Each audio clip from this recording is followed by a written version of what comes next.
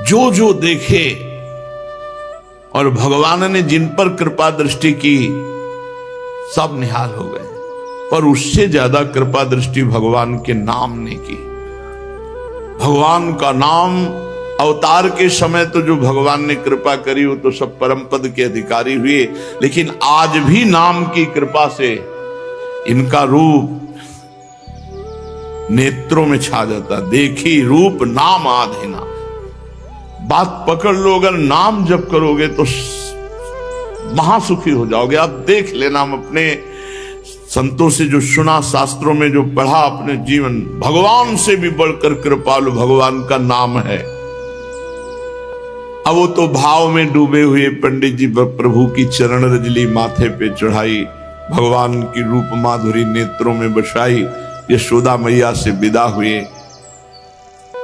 प्रातःकालीन बेला है, यमुना स्नान करके पवित्र झारी में यमुना जल ली करके नंद बाबा गृह की तरफ जय नारायण नारायण नारायण जय नारायण उच्चारण करते हुए यमुना स्नान करके पवित्र कलश में यमुना जल लेकर सुंदर वृंदावन से पुष्प चयन करके अपने चरण धोए, मंदिर में प्रवेश किया और पूजा के सब पात्र अपने कर कमल से धोए, वहां सोहनी लगाई, पोछा लगाया, जितना भगवत कार्य नंद बाबा अपने हाथ से करते। फिर बैठ करके भगवान की पूजा का विस्तार किया। भगवान के रूप में शालिग्राम भगवान बड़े विधान से ठाकुर जी की पूजा, और उनको ये पता नहीं कि पीछे से नंदनंदन आ गए, लालजू देख रहे। शालिग्राम भगवान को स्नान कराया, चंदन लगाया, तुलसी दल चढ़ाई, और फिर पर्दा लगाकर पट अंतर दय भोग लगाए। भोग का विधान है कि रसोई में जो अमनिया कर रहा केवल वो देखे, और या जो भोग लगा रहा वो देखे, बीच में कोई भोग का दर्शन भी न कर पावे। ये विधान है भोग का, कि जैसे श्री जी के लिए भोग है तो इसीलिए पर्दा करके किसी की दृष्टि ना पड़े। ये अपने प्यारे के प्यारमयी भोग के लिए है, कि जैसे रसोई जो अमनिया कर रहा है बस वो देखे, और जो भोग लगा रहा है पवा रहा है वो देखे, बीच में किसी के दर्शन का अधिकार नहीं। आरती की शालिग्राम जी की सेवा करके भगवान ने कहा कैसे लगते हैं शालिग्राम, उठाया मुंह में डाल दिया। चंदन तुलसी स्वाद ले रहे, शालिग्राम भगवान को मुख में डाल लिए। नंद बाबा आरती करके ध्यान कर रहे, देखते हैं इस देवता में कितनी ताकत है, मुंह में डाल लिया, और जैसे कोई टॉफी चूसे ना, ऐसे चंदन तुलसी दल का सब स्वाद। भाई प्रभु है। नंद बाबा आंख खोले, बोले भगवान कहां मारे गए? यशोदा, अरे हम अभी पूजा करके ठाकुर जी विराजमान के, कहां चले गए? कहां चले गए भगवान हमारे? और नंद बाबा तगड़े तो उन्हीं के पीछे खड़े, मुख में लिए हुए शालिग्राम। अरे कहां गए मेरे इष्ट देवता को ले गए उठाई? अब वो तो अलग दिखाई देंगे गाल में। यशोदा मैया ने देखा, कहा तुम्हारे इष्ट देवता इसके मुख में, पहले देखो, पीछे तो मुड़ के देखो। अरे सब अनिष्ट कर दिया इसने, मुख में कैसे शालिग्राम डाल दिए तुम, सब अमंगल कर दिया तुम ठाकुर जी की सेवा। हे भगवान नारायण नारायण नारायण, क्षमा करना हमारे बालक को। तो नंद बाबा की तरफ देखा और कहा सब ब्रह्मांड के ब्रह्मांड मुख में देख लो, शालिग्राम अकेले नहीं, पूरा विश्व ब्रह्मांड हमारे मुख में है। भगवान ने नंद बाबा कांप गए, क्या ये भगवान है? सच्ची में क्या ये भगवान है? भगवान तिरछी चितौन करके नंद बाबा के, जब नंद बाबा सोच रहे क्या ये भगवान है, तो तिरछी चितौल करके देखकर हंस रहे हैं।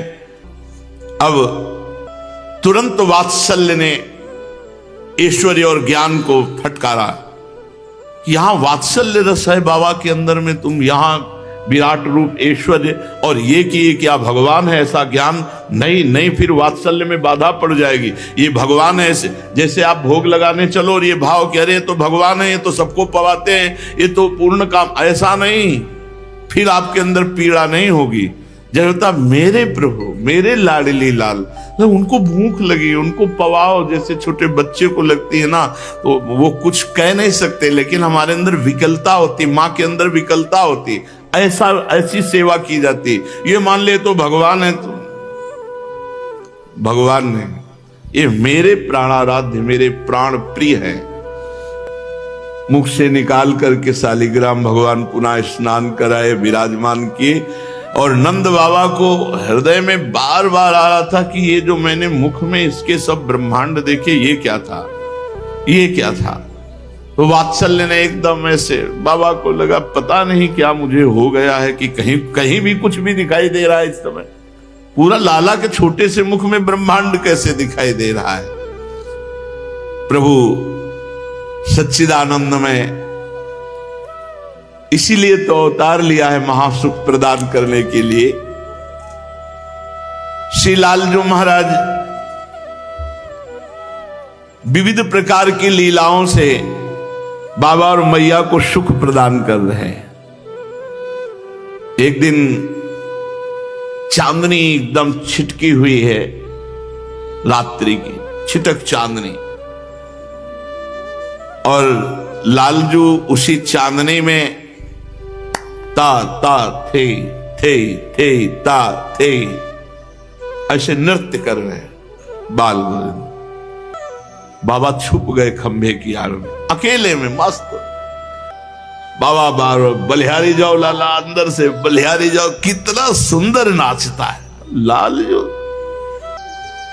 भयंकर नृत्य, शिव जी तांडव, भयंकर शंकर का भयंकर नृत्य होता है। जब वो नाचते हैं तो दिशाएं पृथ्वी कांपने लगती है, और अद्भुत सरस नृत्य श्री लाडली जी का, अद्भुत कला प्रवीण।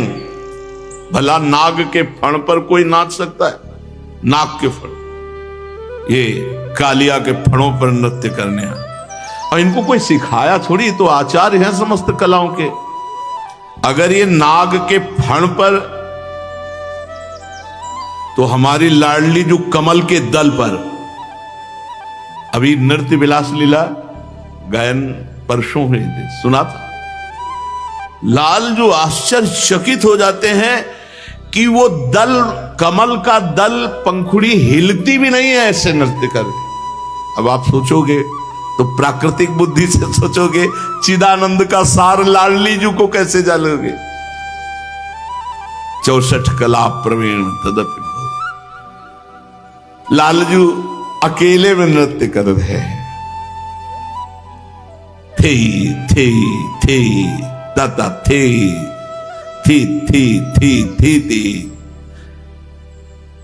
मैया बाबा सब छुप करके देख रहे।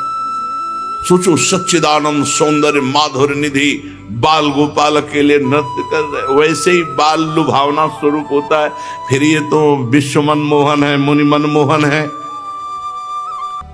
माता यशोदा जी एकांत में नीलमणि के ऐसे बलैया ले रही कि वो देख न पावे, ले सकुचा जाएगा। छोटे से मुखारविंद से, छोटा क्या पूरा ब्रह्मांड कई बार मैया को दिखा दिया, बाबा को दिखा दिया। गान करते हैं, अकेले गान करते हैं, कम सुना है। प्रियाजू के साथ तो जिस समय प्रियाजू के साथ गान करते हैं ना लालजू, वायु प्रवाह बंद हो जाता है। बहत नवारी खगमृग पशु पंछी मानो मुनिव्रत धर्यो कपोती कोकिला कीर, एकदम छा जाता है आनंद सब। एक एक शब्द से अमृत रस टपकता है प्रियालाल के। लालजू गा है अपने आंगन में, नूपुर भी बंधे, रुंझुन रुंझुन, अपने मन से अपने मन को रिझा रहे, गा रहे और नाच रहे। क्या सुंदर स्वरूप। पीतांबर की धोती पहने हुए हैं, कट में किंकणी बंधी हुई है, वक्षस्थल पर विविध आभूषण, बाजूबंद, कंकड़, फेंट में मुरली, श्री चरणों में अद्भुत ध्वनि प्रकट करने वाले नूपुर और नेत्र संचालन करते हुए ताथे ताथे ताता थे ताता थे गान भी कर रहे हैं और नृत्य भी कर रहे। तनक तनक चरणनि सो नाचत, छोटे छोटे चरण हैं, नाच रहे प्रभु। ग्रीवा मुड़ना, बाह से भाव, हाथ से भाव प्रकट करना। नाचते नाचते कभी बाबा को पुकार, बाबा आओ देखो आकर के मैं गा रहा हूं, नाच रहा हूं। ये पता नहीं कि बाबा खंभा की आड़ में वो देख ही रहे, वो आनंद ले रहे। प्रभु विविध प्रकार से बाबा को, मैया को सुख पहुंचाते। मैया निकल के आ जाते, सब कुछ आ जाते हैं। लालजू लाला सकुचा मत, हम और बाबा पहले से देख रहे। सकुचा मत, बहुत सुंदर तूने गाया, बहुत सुंदर। अब की और खुल करके बाबा को दिखा। जननी का प्रेम निर्बंध, बाबा का प्राणों की लालसा, नंद नंदन अब की तो क्षमा बांध दिया। जब संकोच हटा बाबा और मैया के सामने, और झुनक झुनक नूपुर, कर की ताल मुंह से थे ताता थे। बाबा भगवान की स्मृति में ओ कैसा हमें सुंदर लाला भगवान ने दिया है। अब एक दो सखा भी देख रहे थे, वो सब दौड़ करके गए, अपने सब सखाओं से, ब्रज गोपियों से कह रहे आज तक ऐसा नृत्य नहीं देखा जैसा नंद नंदन नृत्य कर रहे। तो दल की दल ब्रज बनिताएं गोपिकाएं सब आ जाती, लालजू सकुच जाते हैं। मैया कहती घर के ही तो है सब अपने, तू नाच के दिखा। ब्रज गोपियां ताली बजाती, भगवान फिर नाचने लगते हैं। विचार करके देखो कि बड़े बड़े ऋषि मुनि, वेद जिसे नेति नेति कहते, ब्रज गोपियों की ताल पर नाच रहा है वो पर ब्रह्म परमात्मा। यह है भजन का प्रताप। शेष महेश गणेश वेद जिसका पार नहीं पाते, ब्रज युवती ताली बजा रही हैं और भगवान नृत्य कर रहे हैं। कभी ब्रज गोपियां आती हैं तो देखती हैं कि आंगन में सब मक्खन फैला हुआ है। प्रभु बड़े स्वच्छंद खिलाड़ी, सब माट फोड़ करके दही में से खेल रहे। मैया उनको डांट रही तो भयचकित देख रहे। गोपियों के हृदय में लालसा होती है कि कभी मेरे घर में भी ऐसी लीला करे आके। रास्ते में कहीं लालजू मिल जाते, ब्रज गोपी पकड़ लेती, सुन नाच के दिखा। अब देखो पर ब्रह्म परमात्मा नाच के दिखा। नहीं अब हम मैया के पास जा, अच्छा चल अभी तुझे ताजी छाछ पिलाते हैं, अब नाच के दिखा। हाँ जरा ध्यान दीजिए, पादुकाएं रखी हुई है तो उठाकर सर पे रखते हैं लालजू। क्यों? सब महाप्रेमी, महाप्रेमी जन, और भगवान का नाम है प्रेमाधीन। देख लो अपने भक्त ब्रज गोपियों की पादुका, जब कोई को कहे ललन पकड़ाओ मोहि पावरी, तो सर पर रख करके पादुका उस गोपी के सामने रख दी। को कहे ललन बल लाओ पीढ़ी, ए लाला वो पीढ़ा लाओ बैठने वाला, ए लाला वो सोहनी उठा के ला। अच्छा यहां सोहनी लगा, ये वो है जिसे निगम नेति नेति कहते। ए लाला इस सीढ़ी पे चढ़ जा, ये सीढ़ी ऐसे लगा दो, जैसे मोर नाचता है वैसे ना। को कहे भ्रमर कैसे गुंजारे, लालन भ्रमर कैसे गुंजारता है, लालजू ऐसे करके दिखाते हैं। जो जो ब्रजवासी जन कहते हैं, ब्रज गोपी जन कहते हैं, लालजू वही वो करते हैं, वही वो। हम आपको सच्ची बताएं, ये ब्रजवासी जन जब आते हैं, ब्रज गोपी आते आए, बाबा तुझे श्री जी अभी नहीं ले जाएंगे, हम नहीं ले जाने देंगे। तो सच्ची कहते हैं ऐसी आती है दशाएं, 2-3 दिन एकदम है कि अब उठना मुश्किल, बोलना तो 2-3 दिन में फिट एकदम। ये कोई दवा नहीं चलती, ये इन ब्रजवासियों का आशीर्वाद चलता है। ए बाबा अभी तो ये कैसे श्री जी ले जाएंगी, हम लोग जब तक नहीं चाहेंगे श्री जी नहीं ले जाएंगे। तो सच्ची मानो 2-4 ब्रजवासिनी तो आती हैं जब रोटी लेके, बाबा कैसे है, भैया ठीक है, हाँ बिहारी जी से हम लड़के का, हमारे बाबा को कुछ नहीं होना चाहिए। तो छाती में लगता है अरे कैसा प्रेम ब्रजवास, अपने लिए बिहारी जी से नहीं कह रहे, कछु नहीं होना चाहिए। बाबा सुना 2-3 दिन तबीयत खराब है, हम बिहारी जी के रोज दर्शन करने गए, जब तक बाबा ठीक नहीं हो वो बिहारी जी से हम लड़ती नहीं। बाबा ठीक हो, हाँ बाबा जरूर रोटी पाइयो। ये ब्रजवासी, जैसे ब्रजवासी जन कोई भारी वस्तु के लिए कहते लाला उठाओ, जब नहीं उठा पाते तो रोने लगते, तो हृदय से लगा लेते, उठा नहीं पा रहे, गिरिराज जी उठा नहीं पा रहे, लीला करते, दौड़ते ही आ रहे, छनक छनक करते, ब्रज गोपी घुटने के बल हो गई, ऐसे पकड़ के हृदय से पर ब्रह्म परमात्मा तत्व का आस्वादन हो, जन्म जन्म की पीड़ा मिट रही। स्वभुज बीच लय लय कलो लय, अपनी भुजा में पूरे ब्रज की खिलौना है लालजू महाराज। हर ब्रजवासी को परमानंद की बाढ़ आ रही है। नहीं चाहिए मोक्ष, हमारे श्याम और बलराम ऐसे खेलते रहे, हम उनको देखते रहे, इससे बढ़कर के हमें मोक्ष क्या चाहिए। प्रायः छुपा करके ही सारे खेल होते हैं कि कहीं कोई दुष्ट का आगमन गोष्ठ में ना हो जाए, जो कहीं कोई दुख प्रकट कर दे, कहीं कोई लाला का अनिष्ट कर दे। एक दिन मैया ने सुंदर भोग पवाया, लालजू की दृष्टि एकदम आकाश पे गई। शाम रात्रि प्रारंभ हुई थी तो देखा चंद्रमा को। मैया ये क्या है, ये भी एक खिलौना है, इसे चंद्रमा कहते हैं, दुलार बालक है।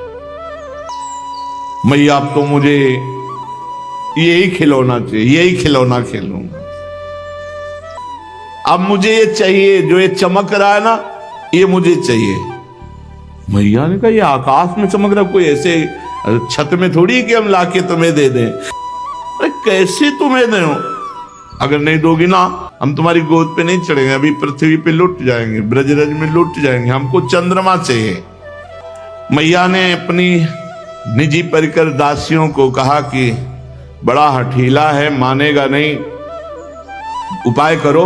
तो सब प्रवीण ब्रज युवतियां एक बड़ी थाल ले आई, निर्मल जल भरा हुआ। देखो लाला, हम अभी चंद्रमा को बुलाते हैं, ए चंद्रमा तू आजा, हमारा लाला तुम्हारे संग खेले, मेवा मिष्ठान पकवान तुझे पवाएंगे और लाला तुम्हारे साथ खेलेगा, आओ चंद्रमा। देख लाला, ये चंद्रमा आ गया, अभी आकाश में था ना, अब देखिए जल के पात्र में चंद्रमा, जल पात्र में चंद्रमा को देखते। लालजू ये देखो चंद्रमा, तुमने हट किया ना, आकाश से आके चंद्रमा देख थाल पे। प्रभु नाचने लगते हैं, चंद्रमा आ गया। जिनके एक संकल्प से अनंत ब्रह्मांडों का सृजन होता है, आनंद में भरकर नाच रहे हैं। पात्र में जो जल भरा हुआ उसमें चंद्रमा का दर्शन करके, और जल्दी से चंद्रमा को पकड़ने के उद्देश्य से जब जल पात्र में दोनों हाथ डालते हैं तो चंद्रमा की परछाई जल हिलने से विलीन हो जाती, और आकाश में चंद्रमा के ऊपर मेघ मंडल थोड़ा छा गया और इधर जल हिल गया।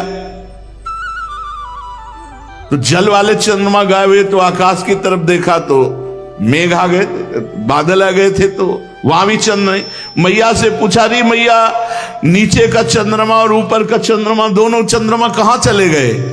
मैया ने कहा, लाला तू उसे हाथ से पकड़ना चाहता था ना, मैंने देखो बुलाया, आकाश से थाल पे आया, और जब तू पकड़ना चाहा तो वो चला गया, तुमसे डर गया है, वो भाग गया। कहां भाग गया? पाताल में गया, पाताल में गया है। अच्छा मैया, चंद्रमा मुझसे डर गया? जननी, हां सुनो, नीलमणि पाताल की एक बहुत सुंदर कथा है, मैं तुम्हें सुनाऊं कथा। और धीरे धीरे उनको भुलावे में कि चंद्रमा वाली बात भूल जाए, फिर मैया अंगुली पकड़ी और धीरे धीरे सैया की तरफ ले जा रही। ब्रज सुंदरियां जो नींद के समय लोरियां सुनाई जाती है, वो लोरियां सुनाकर लालजू को सुला देती है। श्री लालजू महाराज यशोदा मैया को देखा थोड़ी विमना सी है। सायंकाल हुआ तो ब्रजेश्वर लौट करके अभी नहीं आए। गोप बंधुओं के स्वागत एवं नारायण की सेवा में शायद लग जाने के कारण ब्रजमयसी श्री यशोदा जी पूछी, इतना विलंब कैसे हो गया? रामकृष्ण के कुंतल मंडित गौर श्याम भाल पर पुष्पों से सजाया है, नयनों से शोभा निहार रही ब्रजरानी, पर ब्रजरानी इस समय थोड़ा सा मन में विमना है, अतिशय चंचल, विस्मित और उद्विग्न सी हो रही। अंतर का विक्षोभ मुख पर स्पष्ट परिलक्षित हो रहा है, उनका मुख थोड़ा सा म्लान हो रहा है। ब्रजेश्वर जानते हैं रामकृष्ण की अनिष्ट आशंका उनके हृदय में और ब्रजरानी के हृदय में भी। शाम का समय ब्रजेश्वर, ब्रजरानी तुम्हारे सुख के समय में अंतर में एक पीड़ा क्यों बनी रहती है, किस भय से? ब्रजरानी ने उत्तर दिया, निर्वहत्येव किंतु वृथेति लक्ष्यते। देखो सब कार्य हो रहा है, परंतु मुझे एक अंदर अंदर अपने बालकों का कहीं कोई अनिष्ट ना हो जाए, एक अति प्रीति होने में संदेह बना रहता है। जिससे अति प्रीति होती है तो उसमें एक उनकी सुरक्षा के लिए, उनके मंगल के लिए एक संशय बना रहता है। हंत कथम्यु, ये किस प्रकार? तो ब्रजरानी के नेत्र में अश्रु आ गए और वो कहने लगी, प्रातः काल की ही बात ले लो, नीलमणि सोए हुए थे, मैंने दूर से देखा, साथी गृह कार्य के अकस्मात स्नेहावश मेरे स्तन झरने लगे। मैं दौड़ी, नीलमणि को गोद में उठाया, स्तन पान कराया। वो दूध पी रहा था, उसकी तृप्ति भी हो गई, पर सहसा मेरे मन में एक संदेह हुआ कि इतना दूध पीने पर अपच न हो जाए। मुख खोला, मैंने उसके मुख में जो सब पूरा, मेरे मन में बड़ी शंका, ये सब क्या अनिष्ट मेरे नेत्रों में दिखाई देता है। थर थर कांपने लगी थी मैंने देखा नीलमणि के छोटे से मुख में झांक करके वो नीला अनंत आकाश, स्वर्ग, पृथ्वी, ब्रह्मलोक, ज्योतिष चक्र, दिशाएं, सूर्य, चंद्रमा, अग्नि, वायु, समुद्र, द्वीप, पुंज, पर्वत, मालिकाएं, नद, नदी, समूह, अरण्य श्रेणियां, चराचर, अनंत प्राणी। अरे उस छोटे से मुख में मैंने अनंत ब्रह्मांड देखा। यशोदा जी इतना कहते कहते बाबा का हाथ पकड़ लिया, अपने हाथों में लिया और कहा कि उस दिन से मैं एक घटना भूल नहीं पा रही हूं। मैं दिन भर चिंता में रहती हूं कि ये क्या अनिष्ट था जो मैंने अपने बालक के मुख में सब कुछ देखा। बाबा को बात याद आ गई, जब शालिग्राम से तो पूरा, तो उनका हमने भी तो देखा, इसके मुख में जैसा तुम बता रही हो वैसा हमने भी देखा। इतने में रंगशाला में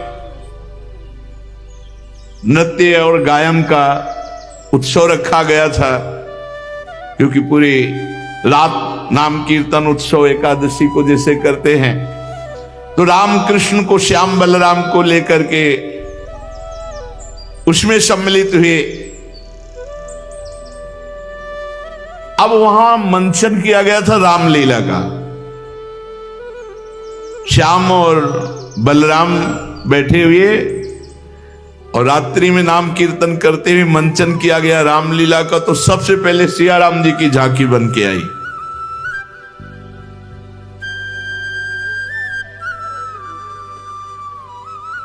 प्रभु देख रहे हैं। कहां देख रहे हैं? सिया राम जी। शरीर कांपने लगा। मैं तो अत्यंत डर गई कि क्या है। सिया राम की झांकी देखकर इनके शरीर में कंपायमान क्यों होने लगा। मैं तो लेकर के शयनगार में चले आई। यहां आते ही वो ठीक हो गया,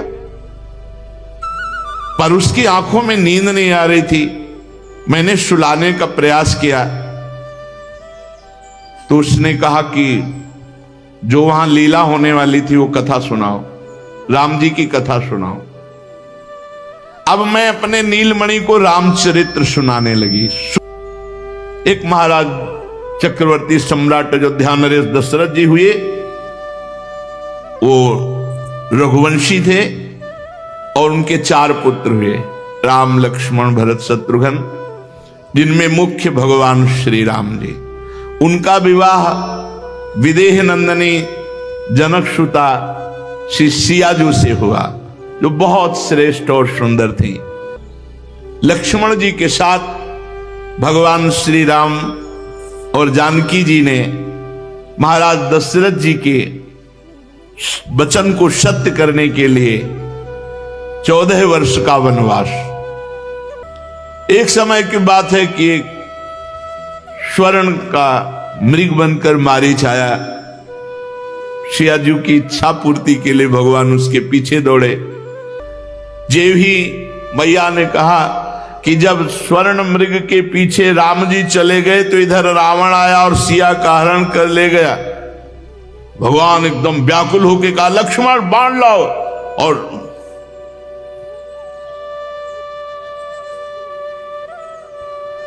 प्रभु राम जी के आवेश में आ गए। सिया का अपहरण सुनते ही लक्ष्मण बाण लाओ। ऐसे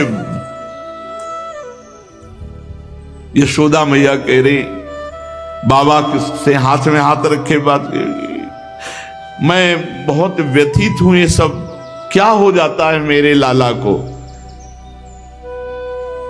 कुछ देर के लिए बाबा समाधिस्थ हो जाते और गदगद कंठ से बोले, ये कोई राक्षसी माया या कोई डरने वाली बात नहीं है, ये कोई गलत आवेश नहीं है, ये मेरे जगन्नाथ भगवान नारायण की कृपा है कि मेरे पुत्र में सब भगवानों का आवेश होता है। ऐसा लगता है कि मेरे पुत्र में समस्त भगवानों का आवेश होता है। ऐसा ही है क्योंकि समस्त रूपों में यही है। अब तुम्हें लाला की अनिष्ट की चिंता नहीं करनी चाहिए। दोनों ने परस्पर चर्चा की। मैया को प्रभु रोज आनंद देते हैं। अब नंद उपनंद आदि की जो पत्नियां हैं, उनके हृदय में पीड़ा है कि जो यशोदा मैया को सुख मिलता है वो हमको भी सुख मिले।